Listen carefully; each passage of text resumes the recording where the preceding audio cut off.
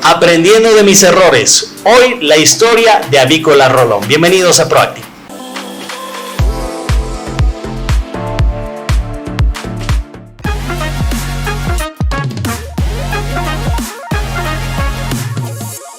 ¿Qué tal, amigos? Bienvenidos una vez más a un nuevo programa Conociendo a Emprendedores. Bueno, comenzó como emprendedor, pero hoy por hoy ya es una empresa bastante grande. Pero qué importante el poder aprender de tus errores, el ser valiente y reconocer que te equivocaste y seguir adelante y no desmoronarte. Hoy estoy con don Eric Rolón. Eric, qué gusto tenerte acá, bienvenido y muchas gracias por regalarnos de tu tiempo. No, es un gusto estar en un programa tan interesante como el que tiene. Gracias por la invitación. Bueno, Eric, vamos conociendo un poquito inicialmente a Eric como persona. ¿De dónde eres? ¿Quiénes eran tus padres? ¿Estudiaste? ¿No estudiaste? ¿Cómo fue tu formación? Yo de profesión soy ingeniero químico, había estudiado en la Universidad de Santa María de Chile. Trabajado en la profesión para otras empresas, he trabajado en el área de alimentos, he trabajado en el área de producción de fármacos, he trabajado en el área de producción de pesticidas. Ya. Y después... Sí, siempre dentro del área agrícola más o menos. Sí, porque en realidad no hay una industria química propiamente dicha en Bolivia, ¿no? Ya. Entonces lo más cercano es alimentos, es pesticidas y es la farmacoquímica. Pero después de esto dije, bueno, creo que es mejor unirse a la empresa familiar que la habían iniciado mis padres, porque yo veía que el hacer crecer una empresa que en ese entonces era muy pequeña, era mucho más, me iba a demandar el mismo esfuerzo, pero los frutos iban a ser mucho mayores que, digamos, ser un empleado en unas empresas que me pagaban bastante bien, pero esto es muy diferente, ¿no? Déjame resaltar algo que mucha gente no lo ve como positivo. ¿Qué es lo que pasa? Habitualmente cuando el papá es el empresario, los hijos habitualmente no quieren hacer lo mismo que el papá o que la mamá, porque vieron el trabajo que implicaba, el sacrificio que tenía y dicen, no, yo quiero hacer otra cosa y se quieren dedicar. Pero tener el valor de decir, me va a ir mejor haciendo mi propia empresa o apoyando a la empresa que ya tenemos en la familia, eso también da mucho que tienen que ver los emprendedores, ¿eh? O sea, no descarten el trabajo familiar porque puede ser muy potencial levantar ese negocio. Sí, en el caso mío, te voy a contar una anécdota, ¿no? Mi padre manejaba la empresa y yo, a los pocos meses de unirme, llega una persona que vendía silos, son estos para sistemas para almacenar granos, ¿no? Y un rato que quedamos a solas me hizo una pregunta verdaderamente impertinente, ¿no? Me dijo, ¿y vos vas a recibir la herencia? ¿Para qué estás? Me dijo, ¿vas a recibir la herencia? No, y yo le dije, no, yo no puedo recibir esta empresa así. Yo cuando reciba la herencia quiero que esta empresa por lo menos sea 20 veces más grande. Y estoy trabajando en eso. Y bueno, logramos una empresa que es hasta bastante más que 20 veces más grande de en la que yo empecé. ¿No la sentiste ofensiva? Porque ¿qué es lo que pasa habitualmente? Claro, es el hijo del dueño, por eso es el gerente, ¿no? Pero no todos los hijos de los dueños han comenzado arriba. Muchos gerentes han tenido la óptica y han dicho, comienza desde abajo y comienza a conocer todo para que conozca el negocio y de esa forma realmente pueda llevar las riendas del mismo. Además que tienes que vivir la realidad de las empresas en cada momento, ¿no? Yo vacunaba personalmente los pollos, ya, ¿no es cierto? Con mi gente. Claro. Te puedo hablar de toda la música folclórica propia de nuestra gente, te puedo hablar de los Ronich y no sé qué otros conjuntos que yo jamás los escucharía, pero esa era la música que escuchaba mi gente, claro. Yo necesitaba que mi gente esté cómoda para hacer un buen trabajo, por ejemplo, ¿no? Entonces, y era el chofer, con teléfono, o sea, aquí el gerente, ¿cómo no? Le paso con... Le pasas a la otra oreja. A la otra oreja, porque la empresa era muy, muy pequeña y una de las cosas que más me dolió, por ejemplo, fue contratar a nuestro primer chofer, porque me di cuenta de que si yo seguía de chofer, había un montón de cosas que había que hacerlas y que pues no se podía, a menos que uno dejara de hacer cosas, ¿verdad? Y ahí viene el tema de la evolución del negocio también, ¿no? Porque si tú hubieses quedado como chofer, jamás hubieses crecido. Exactamente. Y esa es quizá una de las luchas de los emprendedores. Se sabe que cada nuevo puesto que uno va a crear, porque es necesario, es un sueldo, es una obligación con el trabajador que uno contrata, pero que a su vez es caramba, le tengo que delegar a esta persona una serie de responsabilidades, ¿verdad? Y tengo que aprender a vivir con eso. Yo soy una persona muy de naturaleza, muy desconfiada. Entonces a mí me ha costado, quizá una de las cosas que más me costó en la empresa era el aprender a empoderar a los trabajadores en todos los niveles, ¿no? Y en este momento creo que nuestra empresa es una de las empresas con mayor empoderamiento posiblemente de las empresas nacionales. Yo lo considero como una de nuestras ventajas competitivas. Nuestra gente tiene una capacidad de decisión enorme. ¿Sabes qué veo yo? Muchas veces cuando uno es el emprendedor y está haciendo la actividad, se enamora de esa actividad, y cuando la tienes que soltar, viene el famoso lema: jamás va a ser alguien lo mismo o igual que tú. O sea, si quieres que salga bien, lo tienes que hacer tú mismo. Dicen, y eso es mentira. No, pero has tocado un punto que es totalmente válido. Cuando yo ya decidí dejar la gerencia después de haber estado toda una vida trabajando, había algo en mí que no estaba confortable. Yeah. Y es la segunda vez que yo he estado y dije, no, esta vez sí vale la pena ir a ver a un psicólogo, porque algo anda mal, ¿verdad? Y afortunadamente toqué la tecla correcta, una persona que además me conoce y es amiga, ¿no? Y cuando le fui explicando el asunto, me dijo algo muy gracioso y muy sutil. No lo dijo porque me admiraba, sino por esto. Me dijo, sabes, creo que estás, Eric, pensando que nadie va a gerentar la empresa como tú. Y yo no sé si habrá alguien que vaya a gerentar la empresa como tú. No era por halagarme, era para decirme, oye, si quieres dejar, tienes que aceptar que la siguiente gerencia va a hacer cosas de manera diferente, porque cada ser humano es diferente, y en ese sentido cada cual tiene sus fortalezas y tenemos también nuestras debilidades y falencias. Pero ese quizá fue el mayor empoderamiento. Había empoderado a toda la gente y sin embargo me costaba, soltar, dejar esa gerencia. Y yo dije, me lo dejó bien claro, o acepto esto o sigo de gerente. Aquí no hay medias tintas. Y fue quizá una de las decisiones que más me costó en la vida. Pero no ha sido errada. Perfectamente, no, al contrario, hicimos una búsqueda externa de gerentes y también interna, y finalmente se llegó a la conclusión de que en esta etapa la mejor gerencia tenía que ser la de mi hermano, que es actualmente el gerente general de todo el grupo Runo. Muy bien, ahí va el tema. Ojo, chicos, y esto para que lo vayan tomando en cuenta: cuando estás emprendiendo siempre hay ese temor de delegar o de dejar de hacer lo que tú estás haciendo. Pero si quieres que tu emprendimiento crezca, tienes que evolucionar y tienes que empezar a confiar y empoderar a tu equipo para que la empresa pueda seguir sin que tú estés ahí. Pues esa es la idea, ¿no? Liberar tu tiempo también para que puedas disponerlo de repente en otro tipo de actividad o en otro tipo de inversiones. Ahora, a mí me gustó mucho cuando estuvimos compartiendo con Eric, se nos acercó un emprendedor que nos hizo una pregunta y Eric le respondió con otra pregunta y le dijo: ¿conoces tú el mercado y el negocio al que te estás metiendo? Y ahí fue donde me picó y dije, no, yo lo tengo que conocer a Eric y lo tengo que entrevistar acá, porque ahí le lanzaste un ejemplo de un error que cometiste en su momento, y es muy difícil que un empresario diga yo me equivoqué, pero me llamó muchísimo la atención de escuchar a Eric decir yo me equivoqué, y se equivocó a lo grande, ¿no? Nos equivocamos a lo grande porque hicimos un proyecto de una planta de pasteurización de huevo para producir huevo pasteurizado, tanto claras pasteurizadas, yemas pasteurizadas y huevo mixto pasteurizado, que son los 3 productos que se pueden sacar. Y todo el proyecto estaba muy bien. Cuando llegaron las máquinas, viajamos a China, las escogimos, etc. Y finalmente instalamos y arrancamos. Y el momento de querer vender, acomodar nuestras primeras producciones, pues uno de nuestros potenciales clientes tuvo la gentileza de mostrarnos cotizaciones del exterior.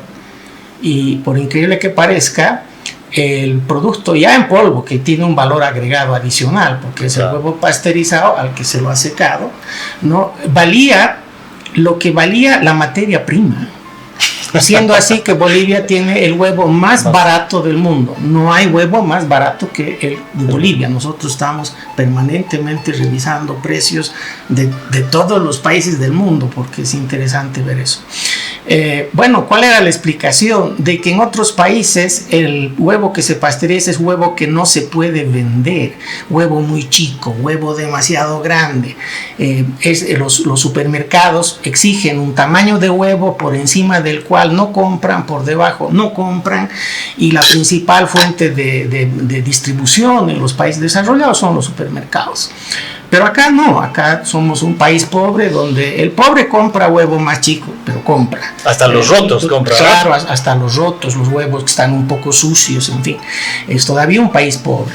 Entonces la situación era completamente diferente, pero ya estábamos en la piscina, y cuando uno está, pues hay que seguir nadando, ¿no? Porque uno no puede ahogarse. Entonces desarrollamos toda una línea de panadería y de atención al desayuno escolar con productos enriquecidos con huevo, para poder, digamos, ser nosotros nuestros propios clientes de la planta de pasteurización. Ahí viene la economía circular de repente. Sí, ¿no? Esto era evidentemente es un poco esto, ¿no? Pero sí, esto nos ha permitido no tener un gran negocio, no lo es, pero por lo menos estamos justificando de alguna manera esa inversión. La otra era cortar, vender esto en el exterior, porque no, en este momento hay 2 plantas de pasteurización en Bolivia, y Bolivia es un país chico, no da para tener una tercera, o sea, no va. El mercado es todavía muy pequeño y eso que las plantas de Bolivia son plantas pequeñísimas si comparamos con plantas de pasteurización del primer mundo, que tienen unas capacidades que son de no creer.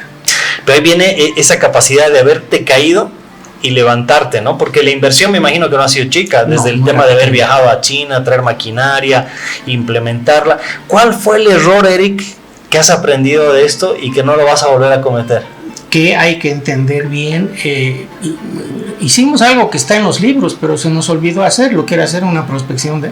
Sabíamos que había el mercado, pero nunca se nos ocurrió a qué precio, y sabíamos que el huevo era barato, entonces dimos por descontado que si el huevo es barato y vamos a hacer la única planta, porque además cuando iniciamos éramos la única planta, bueno, todo iba a ir bien, pero jamás pensamos que había este tema del huevo que no se puede usar en otros países, y claro, en esos países la planta de pasteurización sale como la gran salvadora. Yo te voy a comprar el huevo que tú no estás pudiendo vender, entonces, pero te pago también más bajito, menos, ¿no?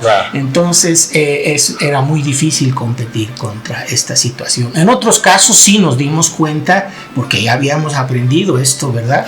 Tenemos un proyecto que no lo hemos largado, está completo, con ingeniería, estudios de costos y demás, por ejemplo, para hacer mayonesa.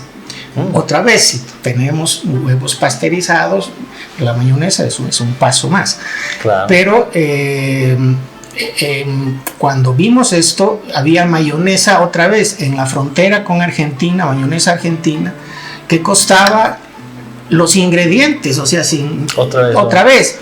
En este caso, cuando vimos la cosa, en Buenos Aires la mayonesa costaba lo que tenía que costar, pero ¿cómo podría ser entonces que hubiera mayonesa más barata en Bermejo, en Yacuiba? Y lo que pasaba es que estábamos hablando antes del gobierno de Milei, y los empresarios necesitaban dólares, exactamente igual que nosotros en este momento necesitamos dólares. O sea que si yo pongo huevo en la frontera y me pagan en dólares, así me paguen un poco menos, es un alivio, porque yo tengo los dólares que si no los tengo que comprar en el mercado negro. Entonces, por esta razón se vio que mientras la situación argentina permaneciera de esa manera, hacer acá una planta de mayonesa era absurdo. Había 1000 negocios más interesantes que hacer. Hoy en día es algo que se puede volver a mirar, porque ya la situación se ha invertido, Milei frenó todo este tema inflacionario, de falta de dólares, de escasez, de crisis cambiaria y todo eso. El gran problema es que los países al exterior han sido más inteligentes que nosotros y han hecho una política para evitar que salga la moneda extranjera ya también. Nos han frenado y por eso estamos sin dólares también. Sí. Pero básicamente el tema central es que descuidamos la prospección petrolera, y al disminuir el gas y el petróleo se nos fue la principal fuente de dólares que tenía Bolivia. Claro.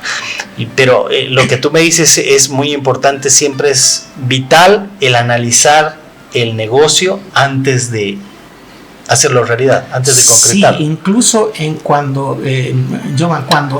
cuando tú sabes y conoces muy bien el negocio, hay que ser humildes y saber que siempre hay que seguir aprendiendo. Por ejemplo, nosotros hemos casi todos los últimos equipos avícolas que hemos comprado, mucho antes de comprar, nosotros vamos a países donde están los equipos similares y los visitamos y hablamos no con el dueño, hablamos con el que atiende a las gallinas para que me dé su vivencia del día a día, qué te gusta de esto, qué no te gusta, qué problemas te da esto, etcétera, y cómo los vas resolviendo, porque entonces la decisión de qué equipos comprar es muy diferente cuando tú has visto. Es como, a ver, cuando alguien quiere comprarse un carro, lo mejor es que pues antes de tomar esa decisión lo maneje, ¿verdad? O sea, vea si realmente es lo que él quiere, porque por ahí uno se hace una ilusión y después no es lo que uno pensaba. Con la adquisición de activos fijos, por ejemplo, este es un tema muy importante. Claro. Y que lo aprendimos también en el camino. Nuestros primeros equipos, además la empresa no tenía como para viajar a ver otras cosas en otros países, entonces mi padre metió la pata con más de un equipo que no fue, su elección no fue de las mejores, ¿verdad? Pero uno aprende y hoy pues no compramos nada si primero no hemos visto en persona los equipos y funcionando y todo ello, ¿no? Claro. Porque es necesario. Parece un gasto, pero es el ver estas cosas, el gastarse viajando, viendo a los colegas cómo trabajan en otros lados, eso para mí es ya una inversión, es parte de traer ideas y mejorar las ideas que uno ya tenía en mente. Sin duda alguna. Por cierto, y antes de continuar con la entrevista, queremos agradecer a nuestros amigos de Amaya. Gracias por estar junto a nosotros auspiciando este podcast y por permitirnos mostrar a la gente, a los varones especialmente, esos 3 puntos mágicos donde se puede encontrar junto a Atelier Amaya la mejor vestimenta que busca para varones. Muchas gracias por el apoyo. Eric, el emprendedor tiene, creo yo, un gran defecto. Siempre tiene ese hábito de querer ver oportunidades y dice, ay, esta está buena, y se mete esa oportunidad y de repente la está empezando a trabajar, a estudiar, a analizar, y de repente alguien se aparece y le dice, oye, pero esta otra parece ser más, cierto, y la deja a un lado y se va a la otra y luego va a otra y luego termina no haciendo nada. Sí, en nuestro caso hemos aprendido algo muy interesante. Las oportunidades de negocio son muchas, las oportunidades de inversión son muchas, y quizá lo más importante que hemos aprendido es aprender a decir no a buenos negocios. Oye, ¿y cuándo decimos no a un buen negocio? Porque pensamos que tenemos que ser muy selectivos, escoger aquellos que tienen las mayores probabilidades de éxito, por una parte, y por otra parte tratar de que el que mucho abarca poco aprieta. Sin duda. Entonces tratamos de tener un conjunto de negocios, pero como puede ser la planta de pasteurización, como es la producción de polita bebé, como es la producción de alimento balanceado, como es la producción de huevos, como es la distribución de huevos y de otros productos. Pero básicamente estamos en un sector, que conocemos a profundidad. Han habido oportunidades de hacer otras cosas, pero es un negocio tan diferente, parece muy bueno y seguramente lo es, claro, pero son negocios tan diferentes que uno dice no, está tentador, pero esto es una tentación en la que no hay que caer. Oye, lo que me acabas de mencionar también considero que es un punto clave para los emprendedores. ¿Por qué? Porque cuando tú ya tienes un negocio, una actividad, un rubro ya establecido en el cual te estás desarrollando, siempre se habla de la diversificación. Pero una diversificación no siempre es irte a un negocio que sea completamente distinto al tuyo, sino que sea más al contrario, algo complementario al tuyo, como en este caso lo que están sacando con la panadería. Sí, hay algo importante que también para la gente que hace emprendimientos o piensa hacer emprendimientos es importante saber. Hay negocios que son lo que llamamos negocios cíclicos, son los negocios en que hay épocas de vacas gordas y épocas de vacas flacas.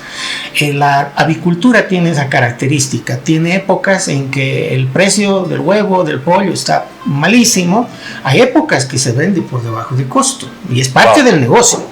Y hay otras épocas en que más bien el negocio está pujante, los precios están muy buenos y es cuando todo el mundo dice, tengo que aumentar mi producción, y por eso es que es cíclico, porque todo el mundo aumenta la producción, al mismo tiempo se produce sobreproducción y cuando hay sobreproducción los precios caen por la ley de la oferta y demanda. Entonces es parte de la naturaleza de este negocio, el negocio cíclico. Otro negocio cíclico es el de litio. Por eso es que empresas que no estén en toda la cadena de litio no van a tener éxito. Claro. ¿Sí? Esto es importante para la gente cuando quiera decidir el país sobre qué hacer con el litio. Tiene que haber integración, lo que se llama integración vertical. ¿Por qué? Porque si producir huevos no está bien, pero quizá comercializarlo está un poco mejor. Entonces, esas cosas ayudan a equilibrar, ¿no? Y que no vayan a disminuir la ciclicidad propia del negocio, ¿verdad? Y lógicamente un negocio con menor volatilidad en los precios, en los ingresos, es un negocio más resiliente, se puede soportar mejor las épocas de crisis. Entonces la integración vertical nosotros la hicimos precisamente al darnos cuenta de esto.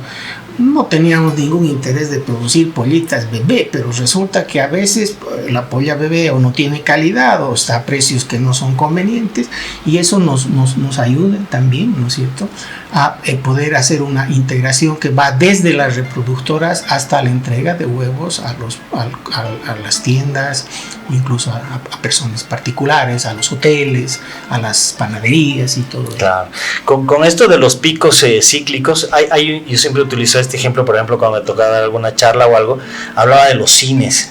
Los cines, si te acuerdas, antes eran los sábados y los domingos, nada más. Correcto. ¿No? Que eran los días de mayor taquilla. Pero luego de lunes a viernes eran las polillas las que paraban ahí en el cine, nadie iba.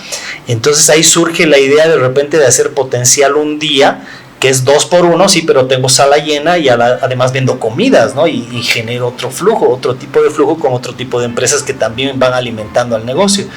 Es algo similar, me imagino, con el tema de los pollitos, que me dices que te apoyas en una o en la otra para ver de ir generando en épocas bajas con uno y en el otro con el otro, cubriendo huecos de repente. Es difícil que toda la cadena esté simultáneamente con bajos precios y mala situación. Va a pasar esto con el litio, va a haber momentos en que las baterías de litio van a estar baratas. ¿Por qué? Porque hay sobreproducción. Las baterías actuales se producen en gigafactories, o sea, son fábricas que producen billones de baterías al año. Claro. Porque si la fábrica es más pequeña no es rentable, porque las economías de escala en este tipo de cosas son fundamentales. Entonces, pero si se pierde ahí, bueno, se estará ganando en la producción del carbonato de litio, o se estará ganando en reciclar las baterías viejas y rescatar los metales de estas baterías viejas. Entonces, la empresa que está totalmente integrada, lo que se llama una integración vertical, tiene muchísimas posibilidades más de ser exitosa que aquella que solo está en un eslabón de la cadena, porque cuando ese eslabón se rompe, pues se rompió el negocio. Y eso es muy duro. Eric, si pudieras darles 3 sugerencias a nuestros amigos emprendedores, ¿cuáles serían? Primero, intenten hacer cosas que ustedes saben hacer. Y si no, antes de emprender, aprendan a hacer algo sobre lo que quisieran emprender. Parece una soncera, pero es muy diferente sembrar tomates cuando uno ya era horticultor, pero nunca había sembrado tomates, pero sé sembrar otras cosas.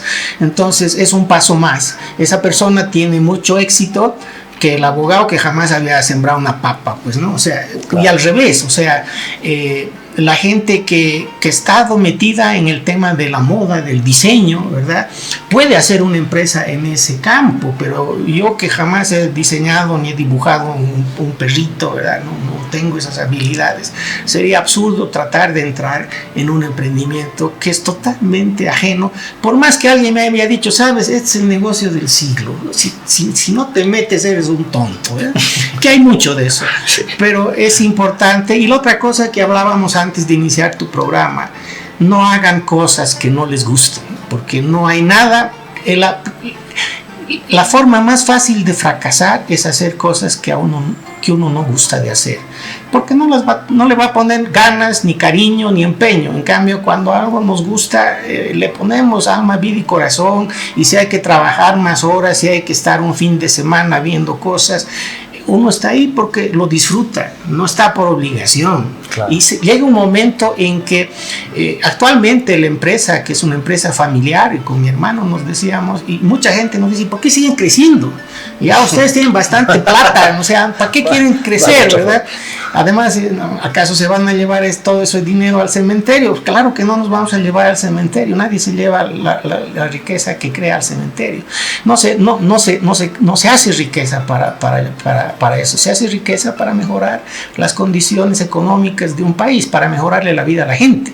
Ese es el objetivo, y para mí ese es el otro premio que debe tener el emprendedor. Decir, yo estoy generando riqueza, yo estoy trabajando para el país, y ese para mí es de por sí un premio. Me doy más que pagado. Claro. Por eso, por ese esfuerzo, ¿verdad? Pero tiene que ser algo que guste, porque si no funciona, no funciona. Lo que acabas de decir me llama mucho la atención, porque sí hay gente que tiene ya mucho dinero y siempre es criticada por el que no tiene dinero. Dice, claro, pero ¿para qué quiere más? Los ricos siempre quieren más. Y no es que quieran más, lo que quieren es hacer más, pero no por el dinero, sino por lo que dice el ver mi empresa consolidada, ver gente que se esté beneficiando de mi negocio, ver de entrar en otro lugar, otro ramo de repente también, pero hacer que crezca. Esa satisfacción de ver crecer el negocio es como ver crecer a un hijo. Sí, a mí me da la impresión además que muchos de los grandes emprendedores han sido y lo siguen siendo aún en la vejez personas enormemente frugales, ¿no? Yo debo gastar para mí, o sea, para vivir, pagar mis expensas del departamento, claro, comprar mis alimentos y todo ello, comprarme ropa alguna vez.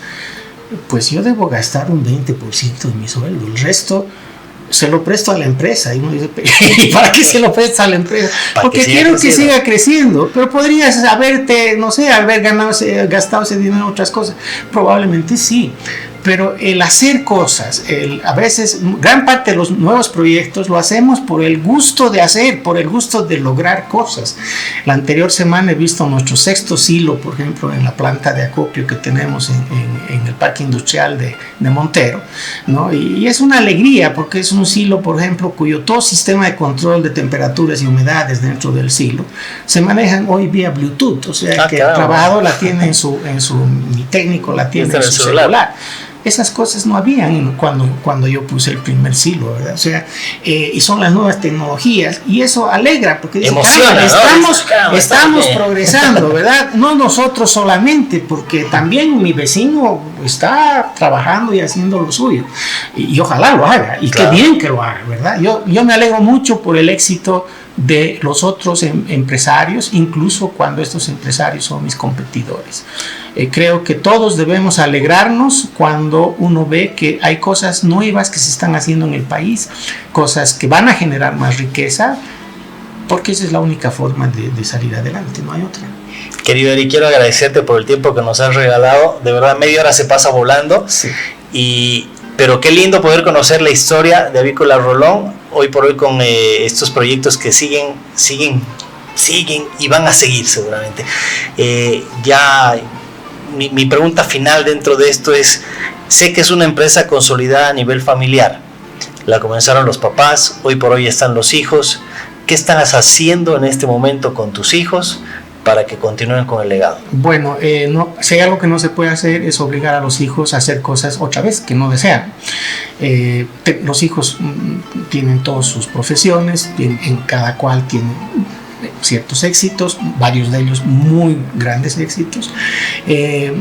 Las capacidades difieren de un sobrino a otro, de un hijo a otro, eso es normal. Y solamente tenemos una persona de la tercera generación que nos ha resultado muy buena, y la que maneja ella es una mujer muy joven que maneja ahora todos los negocios de Santa Cruz, que no es poco, ¿no? Y posiblemente es ella la que va a continuar, y quizá en el futuro pues alguien más se anime, pero los sobrinos, los hijos, muchos de ellos están afuera ganan muy bien. Y la verdad que y ver la realidad del país de ganando y viendo tengo una sobrina que trabaja para el Deutsche Bank en un puesto muy alto, y ella me decía, yo los admiro mucho, tío, te admiro mucho, y a mi padre, porque ustedes tienen que pelear contra 20,000 cosas, y no, yo no quiero eso para mí, gracias. Muy amables, yo sé que les gusta, sé que lo disfrutan, pero esto no es para mí. Yo prefiero estar en el Deutsche Bank analizando empresas que no son mías. Sigan adelante. Eric, okay. Gracias por todo esto, gracias por esta enseñanza.